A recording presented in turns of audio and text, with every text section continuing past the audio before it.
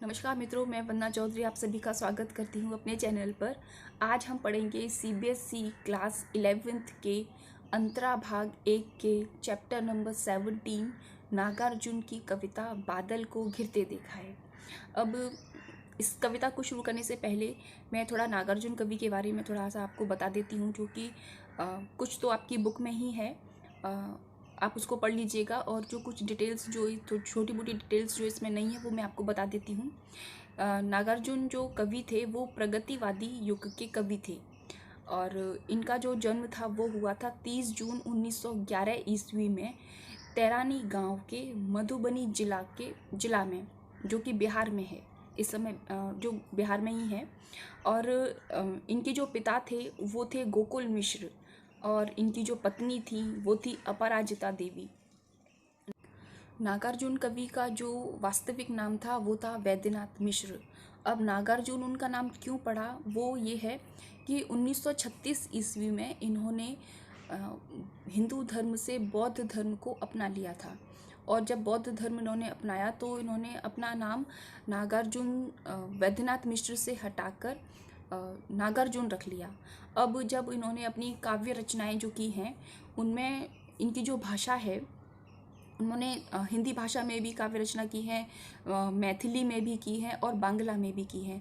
जो हिंदी कविता जो इन्होंने रचनाएं की हैं उनमें इन्होंने नागार्जुन नाम लिखा है, और जो मैथिली भाषा में इन्होंने जो रचनाएं की हैं उनमें इन्होंने अपना नाम यात्री के नाम से उनको प्रदर्शित किया है, लिखा है, और बांग्ला भाषा में इन्होंने अपनी रचनाएं की हैं।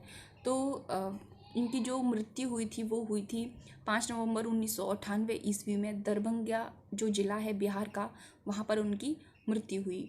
तो इनकी जो रचनाएं वगैरह हैं वो आप अपनी टेक्स्ट बुक के उसमें लिखी हुई हैं, आप पढ़ सकते हैं।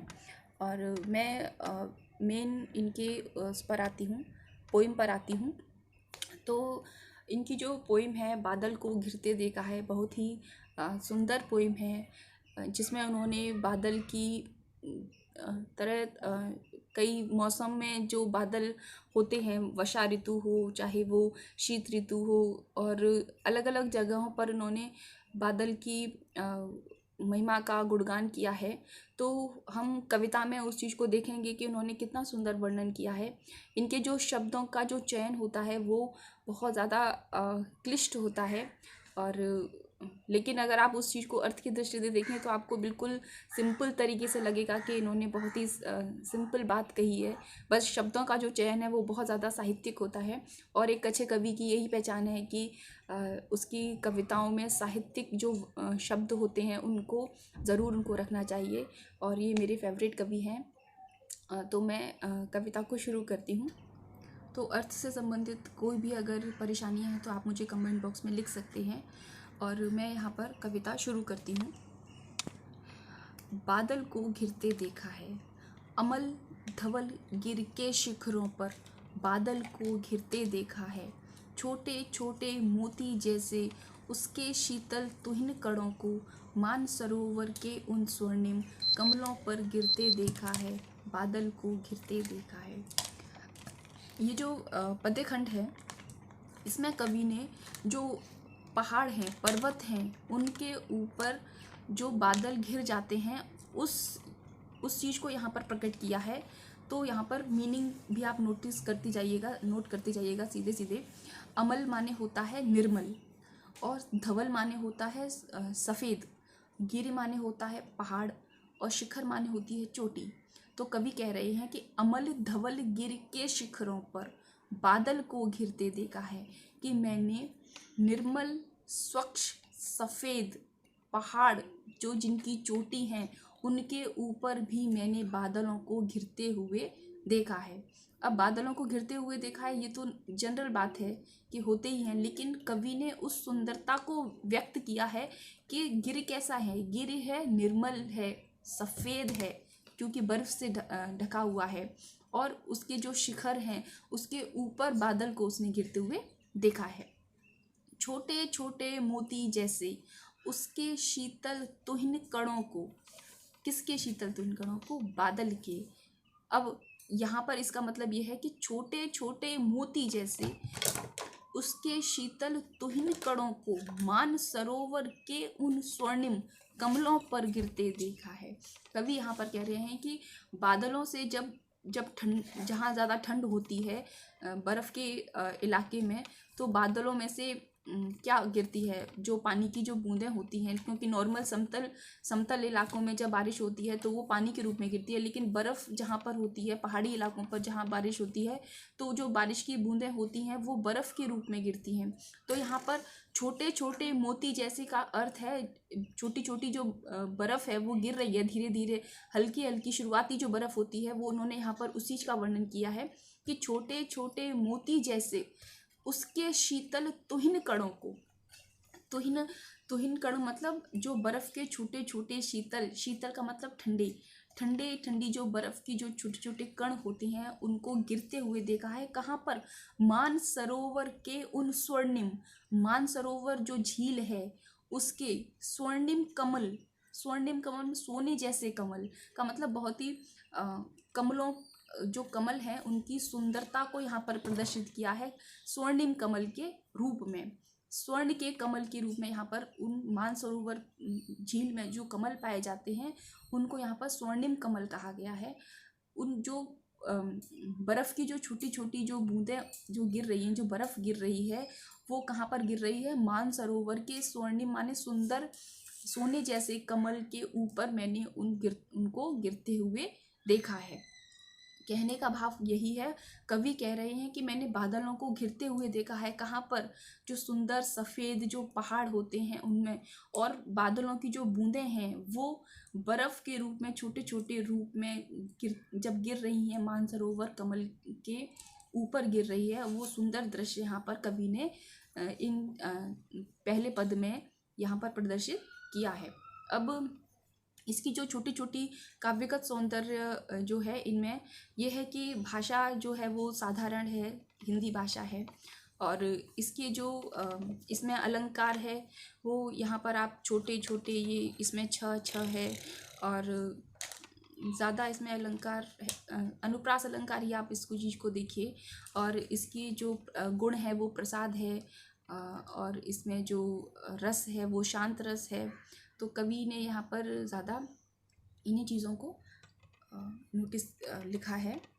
पर चलते हैं, नेक्स्ट है, तुंग हिमालय के कंधों पर छोटी छोटी कई झीलें हैं, उनके श्यामल नील सलिल में समतल देशों से आकर पावस की उमस से आकुल तिक्त मधुर विसतंतु खोजते हंसों को तिरते देखा है, बादल को घिरते देखा है।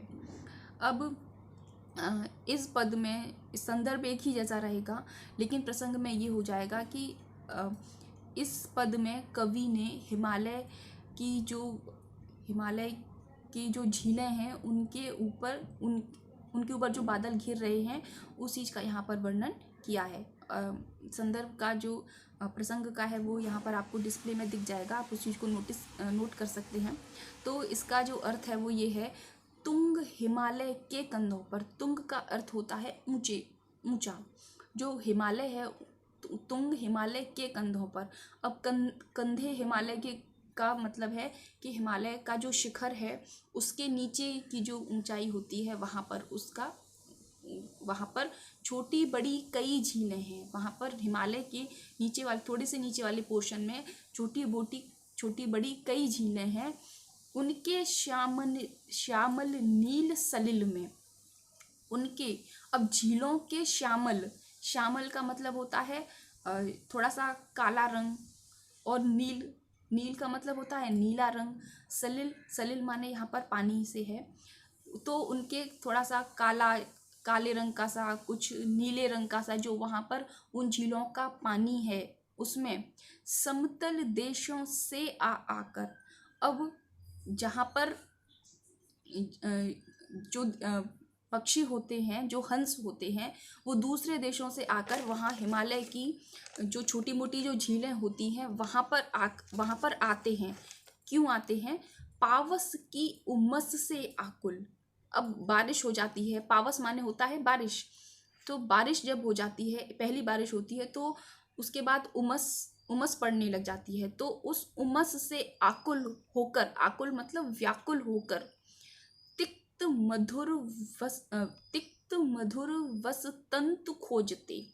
तिक्त माने होता है कि कड़वा, और मधुर माने होता है मीठा, और विष तंतु होता है जो कमल होता है उसकी जो नाल होती है, उसके अंदर जो तंतु पाए जाते हैं उनको विष तंतु कहते हैं। तो जो दूर देशों से आकर जो हंस आते हैं, तो वो बारिश के बाद जो अकुलाहट होती है उसको खत्म करने के लिए, और किसको खोजने के लिए, विष तंतु, कमल की नाल के अंदर जो तंतु होते हैं, खट्टे कड़वे मीठे जो जिस तरह के जो तंतु होते हैं, उनको खोजने के लिए हंसों को तिरते देखा है। उस झीलों में मैंने हंसों को तैरते हुए या विचरण करते हुए देखा है। कवि ने यहाँ पर हाँ बादल को गिरते देखा है मैंने तो इस पद्य में कवि ने जो ऊंचा हिमालय है उस पर जो प्राप्त झीलें हैं, उस झीलों में जो दूर देशों से जो हंस आते हैं, उनकी जो अकुलाहट है, वो अकुलाहट को, जो बारिश के बाद जो अकुलाहट होती है गर्मी की, तो उसको वहाँ पर झीलों में आकर कमल तंतुओं को खोजकर और वहाँ पर विचरण करने के जो सुंदर भाव है वो कवि ने यहाँ पर प्रकट किया है।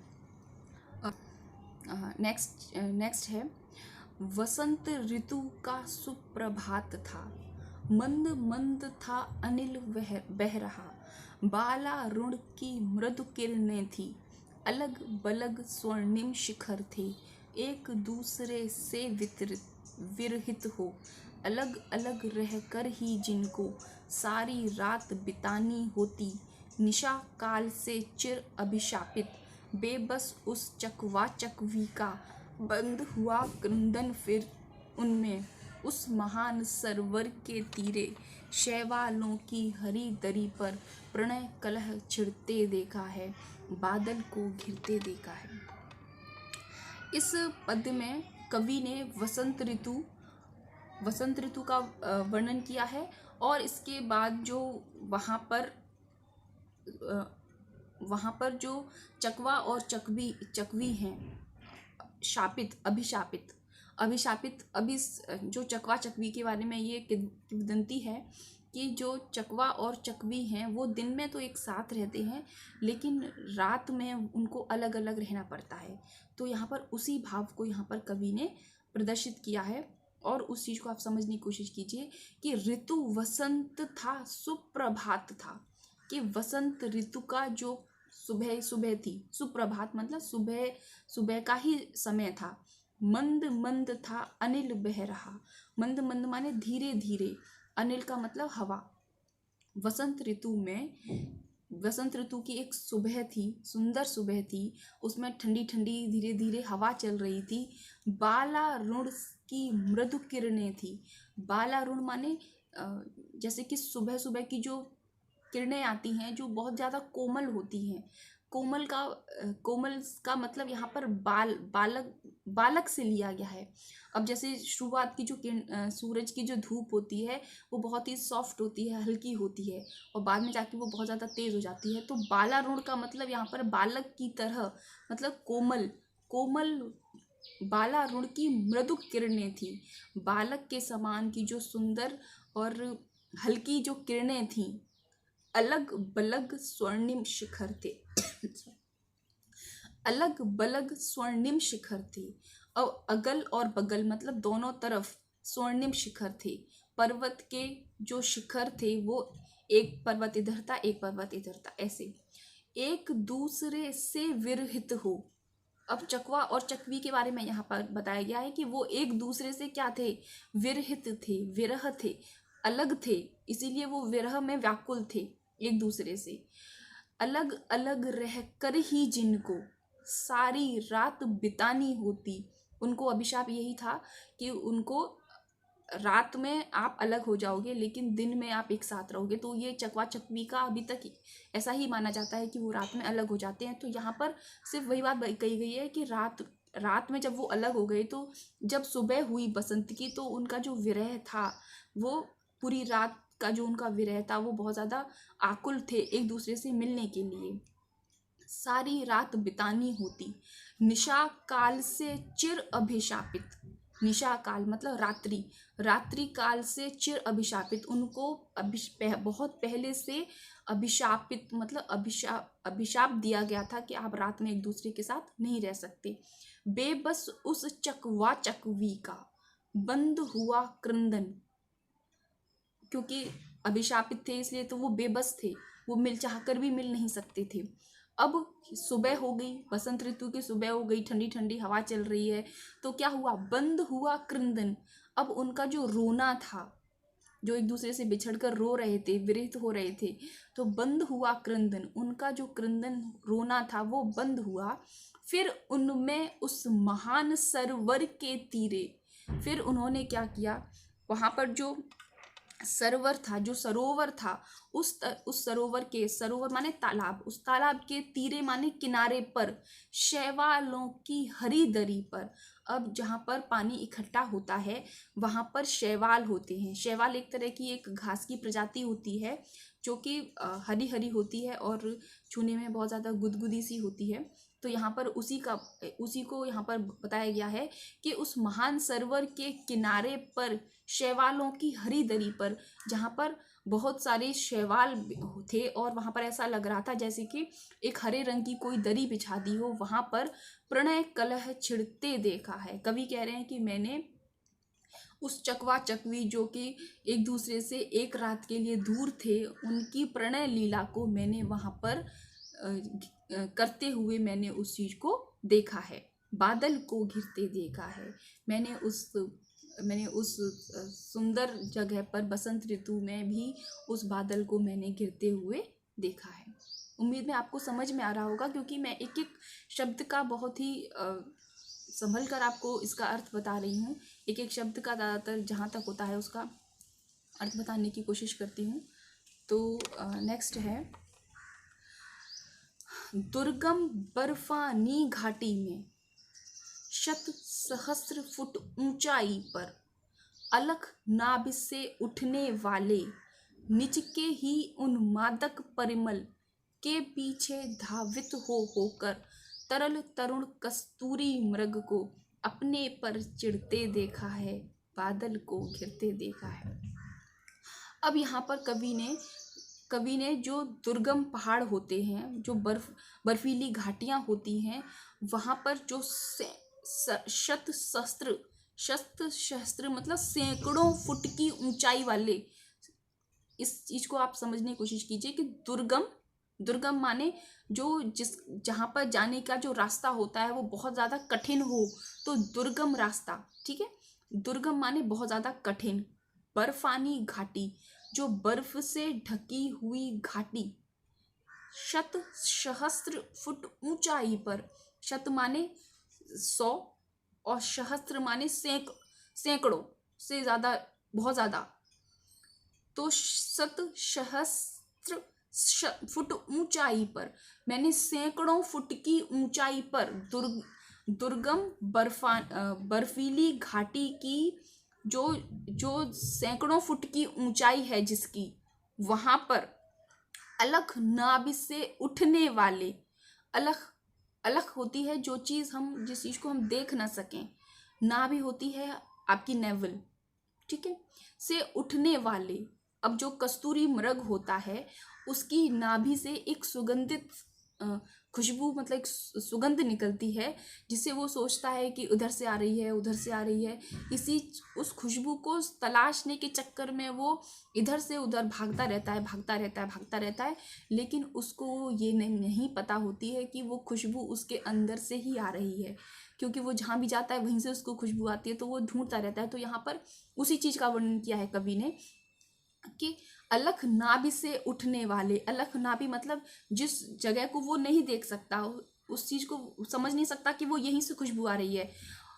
निज के ही उन्मादक परिमल, निज के माने खुद के ही, उन्मादक माने मदहोश करने वाली जो खुशबू है के पीछे धावित हो होकर, के पीछे धावित माने दौड़ दौड़ कर तरल तरुण कस्तूरी मृग को, उस तरुण का मतलब होता है जो जवान होता है, और उस मृग को मैंने, कस्तूरी मृग को अपने पर चिढ़ते देखा है। खुद ही खुद भाग रहा है, ढूंढ रहा है उसको और मिल ही नहीं रही है, तो अपने ऊपर खिसियाते हुए देखा है कि ये मतलब मैं एक उस खुशबू को भी नहीं ढूंढ सकता।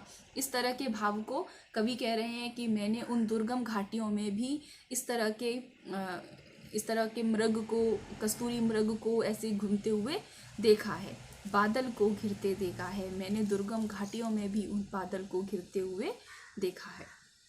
उम्मीद है आपको समझ में आ रहा होगा, और कोई भी प्रॉब्लम है तो आप कमेंट में लिख सकते हैं। नेक्स्ट इसका ये है, कहाँ गया धनपति कुबेर वह, कहाँ गई उसकी वह अलका, नहीं ठिकाना कालिदास के व्योम प्रवाही गंगा जल का, ढूंढा बहुत परंतु लगा क्या, मेघदूत का पता नहीं कहीं पर, कौन बताए वह छाया में बरस पड़ा होगा न यहीं पर, जाने दो वह कवि कल्पित था, मैंने तो भीषण जाड़ों में नभचुंबी कैलाश शिखर पर, महामेघ को झंझानील से गरज गरज भिड़ते देखा है, बादल को घिरते देखा है।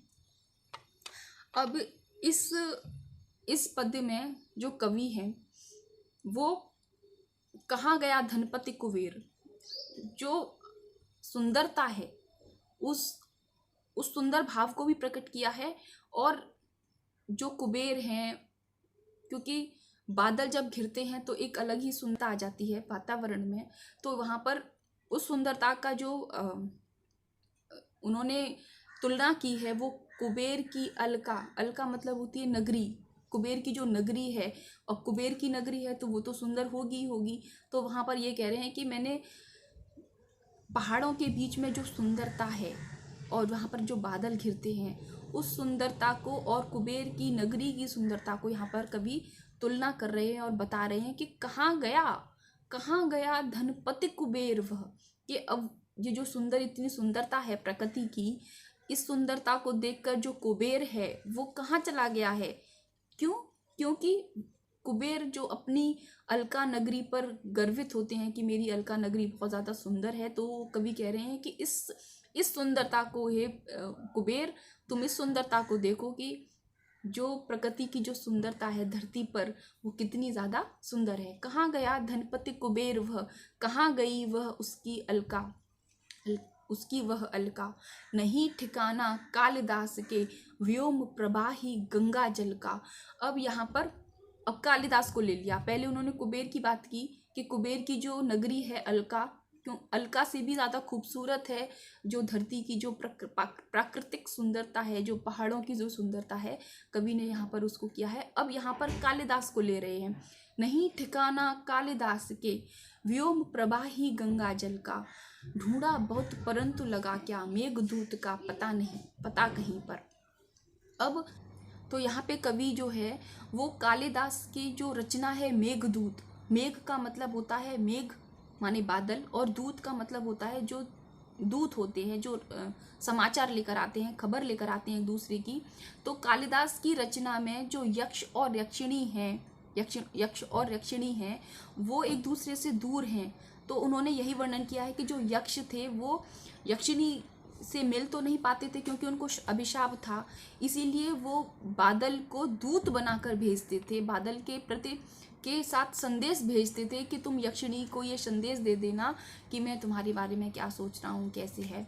तो यहाँ पर कवि वही कह रहे हैं कि कहाँ गया नहीं ठिकाना कालिदास के व्योम प्रवाही गंगा जल का, कि जो कालिदास की जो बादल था, जो मेघदूत थे, वो जिन्होंने बादलों की जो इतनी सारी बातें कही हैं अपने, वो बादल कहाँ गए हैं। ढूंढा बहुत परंतु लगा क्या, कवि कह रहे हैं कि मैंने उन बादलों को बहुत ढूंढा लेकिन मुझे क्या लगा कि मेघदूत का पता नहीं पर, कौन बताए वह छाया में बरस पड़ा होगा न यहीं पर, कि ज़रूर वो जो कालिदास का जो बादल होगा वो पक्का यहाँ पर कहीं पर बरस पड़ा होगा। उन्होंने कालिदास की रचना पर थोड़ा सा ऐसे ही हास्य व्यंग में बोला है, थोड़ा सा व्यंग में बोला है उन्होंने कि कालिदास का जो रचना थी मेघदूत, उनके जो बादल थे वो भी यहाँ पर मुझे ऐसा लग रहा है कि वो यहीं पर ही बरस पड़े हैं। जाने दो वह कवि कल्पित था। अब यहाँ पर कालिदास के लिए कह रहे हैं कि जाने दो, वो तो जो कवि थे वो तो कल्पित थे, मतलब कल्पनाओं में ही जीते थे, कल्पनाशील कवि थे। यहाँ पर कालिदास को उन्होंने इस तरह से कहा गया है। मैंने तो भीषण जाड़ों में नभ चुंबी कैलाश शीर्ष पर, महामेघ को झंझानिल से गरज गरज भिड़ते देखा है, बादल को घिरते देखा है। तो कवि कह रहे हैं कि जो कालिदास जो थे कवि थे वो तो कल्पनाशील कवि थे, लेकिन मैंने क्या किया है, मैंने तो भीषण जाड़ों में भी, भीषण सर्दी में भी गगनचुंबी जो कैलाश है, कैलाश पर्वत है, उसके शीर्ष पर, उसके चोटी से भी ऊपर मैंने महामेघ को झंझानिल से, अब महामेघ का मतलब यहाँ पर है जहाँ बहुत सारे बड़े बड़े जो बादल हैं उनको झंझालिन से, मतलब जब वो एक दूसरे से टकराते हैं तो बिजली कड़कती है, तो गरज गरज भिड़ते देखा है। मैंने तो कैलाश पर्वत के ऊपर जो घिरते हुए कड़कड़ाती आवाज़ के साथ, बिजली के साथ जो बादल है, मैंने तो उनको भी देखा है। तो यहाँ पर कवि कह रहे हैं कि मैंने तो बादल को घिरते देखा है। यहाँ पर कहने का भाव यही है कि कवि ने कहा है कि जो कुबेर की जो अलका नगरी है वो होगी कहीं, कालिदास का जो मेघ है वो तो कहीं होंगे, लेकिन मैंने तो जाड़ों में भी इतने सुंदर विहंगम दृश्य को मैंने अपनी आँखों से देखा है। नेक्स्ट है, शत शत निर्झरणी कल मुखरित देवदार कानन में, शोणित धवल भोज पत्रों से छाई हुई कुटी के भीतर, रंग बिरंगे और सुगंधित फूलों से कुंतल को साजे, इंद्र नील की माला डाले, शंख सरीखे सुदृढ़ गालों में, कानों में कुविले लटकाए। शतदल लाल कमल वेणी में, रजत रचित मणिखचित कला में, पान पात्र दक्षा सब पूरित, रखे सामने अपने अपने, लोहित चंदन की त्रिपदी पर, नरम निदाग बाल कस्तूरी, मृग छालों पर पलथी मारे, मदिरा रुण आँखों वाले उन्मद किन्नर किन्नरियों की, मृदुल मनोरम अंगुलियों को वंशी पर फिरते देखा है, बादल को घिरते देखा है। नागार्जुन की जो साहित्यिक जो भाषा है उसकी तो बात ही अलग है। उन्होंने यहाँ पर इतनी सुंदर साहित्यिक भाषा का जो प्रयोग किया है वो सच में पढ़ने में भी बहुत ज़्यादा अच्छा महसूस होता है। तो अभी हम पद पे आते हैं कि शत शत निर्झरणी कल मुखरित देवदार कानन में। अब यहाँ पर कह रहे हैं कि शत शत माने सैकड़ों, निर्झर माने जो झरने होते हैं, निर्झरणी छोटे छोटे झरने, कल मुखरित देवदार एक पेड़ होते हैं, कानन माने जंगल, जो देवदार वृक्ष के जो जंगल हैं उनमें जो सैकड़ों प्रकार के जो छोटे छोटे निर्जर झरने हैं, उनमें शोणित धवल शोभ पत्रों से। अब शोणित होता है लाल, धवल माने सफेद, और भोजपत्र, भोज जो होते हैं वृक्ष की जो पत्ते होते हैं, एक तरीके का जो पत्ता होता है भोजपत्र होते हैं, से छाई हुई कुटी के भीतर। अब वहाँ पर कोई कुटिया है, कुटी का मतलब कोई कुटिया है, देवदारू वन में के अंदर जहाँ पर बहुत सारे झरने बह रहे हैं, उस प्राकृतिक सुंदरता को यहाँ पर उन्होंने बताया गया है कि उस कुटी जो कुटी है उसमें क्या है, शोणित धवल, शोणित माने लाल और सफ़ेद, धवल माने सफ़ेद रंग के जो भोजपत्र हैं वो छाई हुई कुटी के भीतर।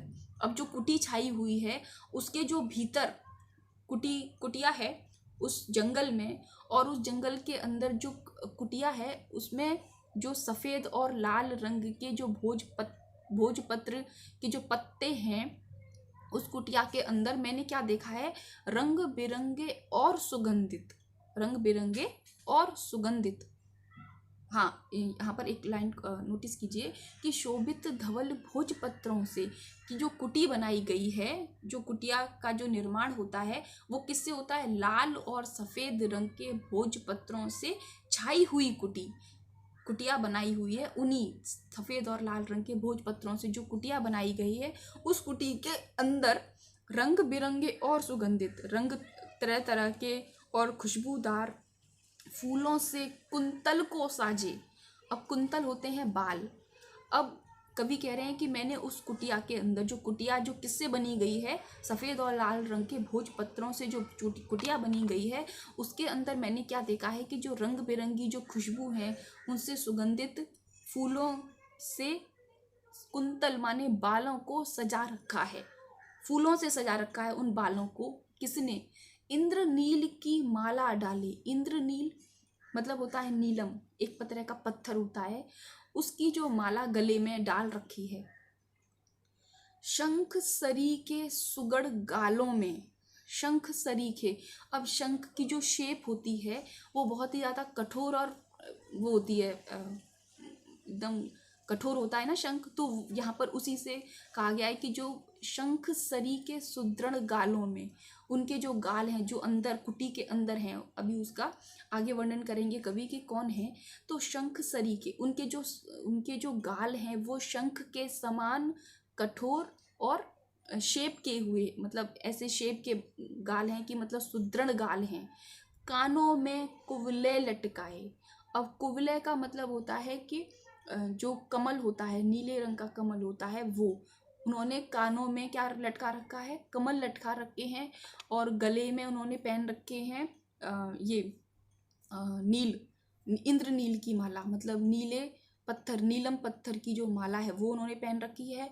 बालों में सुगंधित फूल लगा रखे हैं ऐसे, और कानों में उन्होंने कमल के कुंडल लटका रखे हैं। अब ये है शतदल लाल कमल वेणी में, रजत रचित मणि खजित कला में, पान पात्र दाक्षा सब पूरित। ठीक है, अब पहले हम इसका ऊपर का देखते हैं कि ये लिख रहा है कि शतदल, शत का मतलब होता है सैकड़ों, ठीक है, और दल का मतलब होता है पत्ते।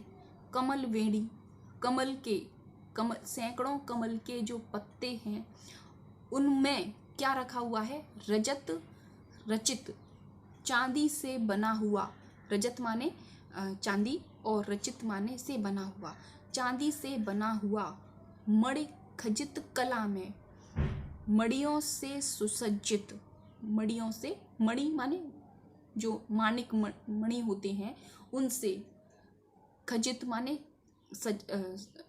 मणि, उसमें उस पात्र में जो है मणि है जो वो जड़े हुए हैं। कला में पान पात्र दाक्षासव पूरित।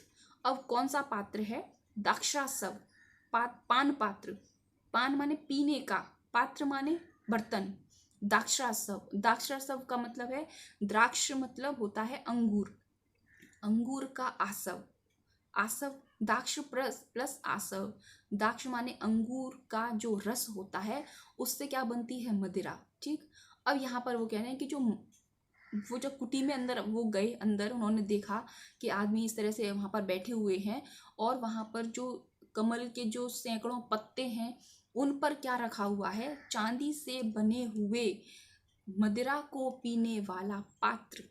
ठीक, सैकड़ों पत्तियों, कमल की पत्तियों पर चांदी का जो पात्र है उसमें बहुत सारी मणिक जड़े हुए हैं, और वो जो पात्र है वो किस चीज का है, वो मदिरा पीने वाला पात्र है। ठीक है, पूरित रखे सामने अपने अपने, सब जो वहां पर कुटी के अंदर जितने भी लोग हैं उनके सामने इस तरह के अपने अपने उनके सामने पात्र रखे हुए हैं। लोहित चंदन की त्रिपदी पर। अब लोहित माने होता है लाल रंग, लाल चंदन, लोहित चंदन मतलब लाल चंदन की त्रिपदी पर, त्रिपदी माने 3 पैरों वाली, मतलब तिपाही, तिपाही पर नरम निदाग बाल कस्तूरी। अब जो जो अंदर कुटी के अंदर जब वो गए थे तो वहाँ पर उन्होंने देखा था ना कि कुछ लोग बैठे हुए हैं और इन्होंने ऐसे बालों को फूल से सजा रखा है, इस तरह के पहन रखे हैं, आगे पात्र रखे हुए हैं, मदिरा वाले पात्र रखे हुए हैं। अब वो कहाँ पर बैठे हुए हैं, किस चीज़ पर बैठे हुए हैं? वो बैठे हुए हैं लाल चंदन की त्रिपदी पर। लाल चंदन की लकड़ी से बनी हुई जो तिपाही है उस पर वो वहाँ पर वो बैठे हुए हैं। कैसे? नरम निदाग बाल कस्तूरी। नरम माने कोमल, निदाग माने जिस पर कोई भी दाग नहीं हो। क्या? बाल कस्तूरी। जो कस्तूरी मृग की जो बाल कस्तूरी मतलब जो जो भी कस्तूरी मृग होता है उसका जो बालक जो होता है उसके हिरण की जो खाल होती है, बाल कस्तूरी मृग छालों पर। बाल कस्तूरी जो मृग है उसकी जो छाल है, उसकी जो स्किन है, उसको बिछाकर उस चांदी उस त्रिपदी पर, उस लोहित लाल रंग के चंदन की जो त्रिपदी है उस पर क्या बिछी हुई है? मृग की छाल, कस्तूरी मृग की छाल बिछी हुई है। और उस पर क्या है? पलथी मारे। अब पलथी क्या होती है कि जब बैठते हो तो आप टांगों को क्रॉस करके बैठते हो तो हम उसको पलथी कहते हैं, पलथी। तो वो जो लोग हैं वो ऐसे बैठे हुए हैं पलथी मारे। मदिरा ऋण आँखों वाले। अब पात्र वहाँ पर सामने सामने सबके रखे हुए हैं, मदिरा के पात्र, तो ज़रूर उन्होंने मदिरा पी होगी। और जब इंसान मदिरा पीता है तो उसकी आंखें कैसी हो जाती हैं? नशीली आंखें हो जाती हैं। तो यहाँ पर मदिरा ऋण आँखों वाले, नशीली आँखों वाले, क्योंकि नशा उन्होंने मदिरा पी रखी है और उनकी जो आंखें हैं वो नशीली आंखें हैं। उन्मद किन्नर किन्नरियों की। अब उन्मद माने होता है नशे से युक्त। और वहाँ पर कौन बैठे हैं? किन्नर, किन्नर और किन्नरियाँ। क्योंकि आप पहले कुटी के अंदर जब वो गए थे तो वो अभी कवि ने वर्णन यहाँ पर किया है कि कौन बैठे थे, कि शराब पी हुए मदिरा को ग्रहण करने के बाद जब वो उनकी आंखें ऐसे नशीली हो जाती हैं तो वही जो किन्नर किन्नरियाँ हैं वो वहाँ पर बैठे हुए हैं। मृदुल मनोरम उंगलियों को, मृदुल माने सुंदर, सुंदर अपनी जो उनकी उंगलियां हैं, कोमल कोमल सुंदर सुंदर जो उंगलियां हैं, उनको वंशी पर फिरते देखा है मैंने उस कुटिया के अंदर। जो कुटिया इतनी सुंदर है उस कुटिया के अंदर मैंने जो किन्नर किन्नरियां हैं वो अपनी वहाँ पर बैठकर नशे के साथ, उन्मद आँखों के साथ उस बंसी को वो बजा रही हैं उस कुटी के अंदर। मैंने उस सुंदर दृश्य को भी देखा है, बादल को घिरते देखा है। कवि कह रहे हैं कि मैंने उस बादल को घिरते हुए देखा है। तो इन पदों में कहने का भाव यही है कि कवि बता रहे हैं कि मैंने बादल को जब घिरते हुए देखा है तो मैंने पहाड़ों पर भी उस बादल को घिरते देखा है, कैलाश पर्वत के ऊपर भी देखा है, हिमालय पर्वत के ऊपर भी मैंने उन बादलों को घिरते देखा है, वसंत ऋतु में भी उन बादलों को घिरते देखा है। और जो देवदार के जो वृक्ष होते हैं उनके जो उन देवदार के वृक्ष के जो वो होते हैं वन होते हैं, उनके अंदर जो कुटिया होती है उन कुटियों में के अंदर जो किन्नर किन्नरियाँ हैं और उस स्थिति को भी मैंने देखा है। तो कवि ने यहाँ पर उस भाव को प्रकट किया है कि मैंने हर जगह ही बादलों को घिरते हुए देखा है। उम्मीद है आपको समझ में आ गया होगा। और अगर कोई भी आपको प्रॉब्लम है, कुछ भी आपको समझ नहीं आ रहा है तो आप मुझे कमेंट बॉक्स में लिख सकते हैं, मैं उसका उत्तर वहाँ पर ज़रूर दूँगी। तो आपको ये मेरी वीडियो कैसी लगी प्लीज़ बताइएगा ज़रूर। बहुत मेहनत लगती है वीडियो बनाने में। तो थैंक यू सो मच, बहुत बहुत धन्यवाद आपका। नमस्कार।